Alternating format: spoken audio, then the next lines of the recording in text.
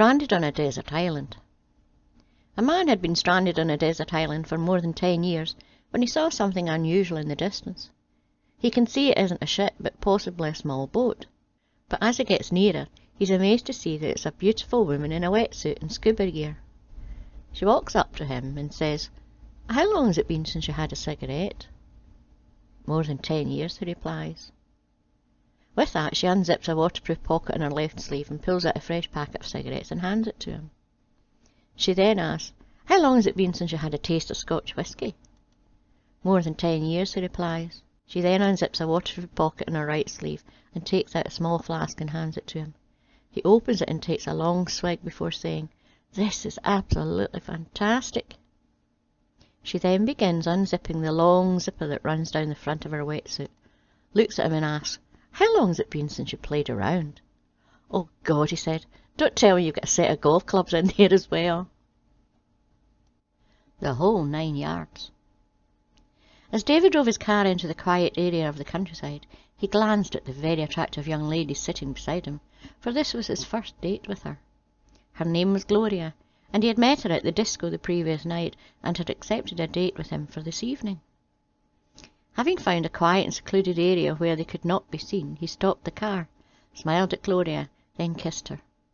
She responded warmly. That encouraged David to continue petting. In no time at all, David felt sexually excited and invited Gloria to join him on the rear seat of the car. She nodded in agreement before sliding into the seat chuckling, as she was aware of what David wanted. So far, Gloria had not resisted anything that David did, so because of this, he felt sure he was not wasting his time with this young lady, and began unbuttoning her pretty blouse. He then slipped his hand inside of her bra to feel her matured, well-formed breast.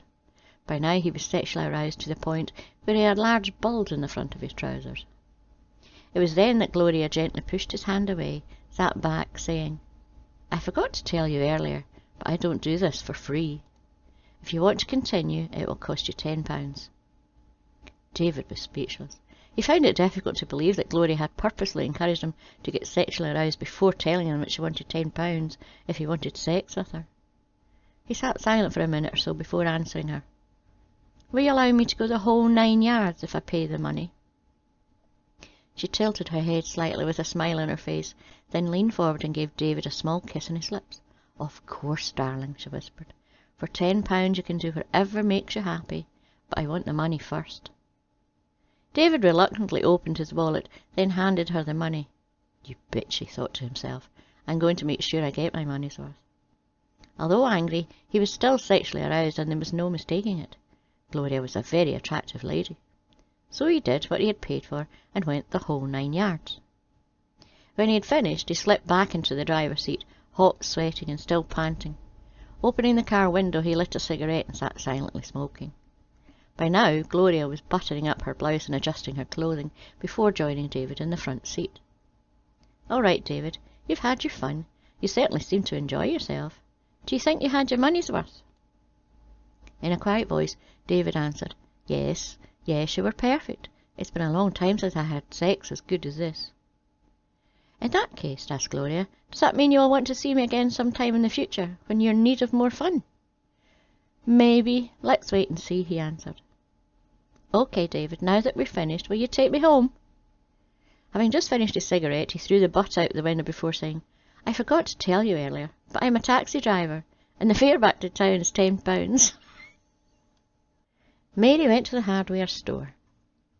Mary kept pestering her husband Harry to mend the kitchen door that was always sticking, so collecting his toolbox he removed the hinges, only to find that one needed replacing.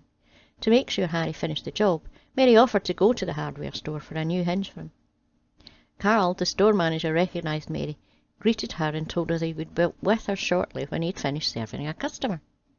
While waiting, she saw a beautiful teapot on a top shelf. When Carl had finished serving his customer, he asked Mary if he could help her. "Carl, I'm interested in that teapot on this top shelf," she said. "How much is it?" "That's silver and it's $100, he answered. "My goodness, that's expensive," she exclaimed. Then she proceeded to describe the hinge that her husband needed to fix their kitchen door. From the back room, where Carl was looking for the hinge, she called out, "Do you want a screw for the hinge?" Mary replied, "No, but I will for the teapot." Big boots. There's an old saying that the size of a man's feet indicates the size of his manhood. Whether this is true or not is beyond me, but the saying is well known in the Western world. And so a lady walked into a bar in Texas and saw a cowboy with his feet propped up in a chair. He was wearing the biggest boots she had ever seen. So she cheekily asked him, "Is it true what they say about men with big feet, that they are well endowed?" The cowboy grinned and answered, "It sure is, little lady. Why don't we go somewhere quiet for a while, and I'll prove it to you." The woman went with him, and they spent the night together. In the morning she handed him $100 bill. "Well, thank you, ma'am. Nobody's ever paid me for my special services before." The woman replied, "Don't flatter yourself, buddy. Just take the money and buy yourself the correct size of boots that fit your feet." 4-letter words. A honeymoon couple had just returned home when the bride telephoned her mother saying, "Oh, Mama, I want to come home." "But why are you so upset, Ellie Mae, honey? You've only been married 10 days, and already you want to leave your husband. So what's gone wrong?" "Oh, Mama, it's my husband, Sam. Ever since we got home, he has started using those terrible 4-letter words. Words I've never heard before. It's awful listening to him. Please, Mama, I badly want to come home." "You must calm down, Ellie Mae. If you have a problem, you should try and work it out with your husband. So tell me, what are these terrible 4-letter words that Sam's using?" "Oh, Mama, they're so bad I'm too embarrassed to tell you. Oh, please, Mama, come and get me and take me home." "Ellie Mae, you must tell me what these bad 4-letter words are, dear." "Oh, Mama, he keeps using terrible 4-letter words such as work, cook, wash, iron, dust." "Oh, my God, Ellie Mae, don't worry, I'll come and pick you up in 30 minutes. The end.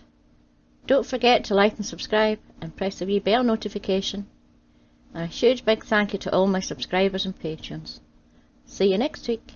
Bye bye.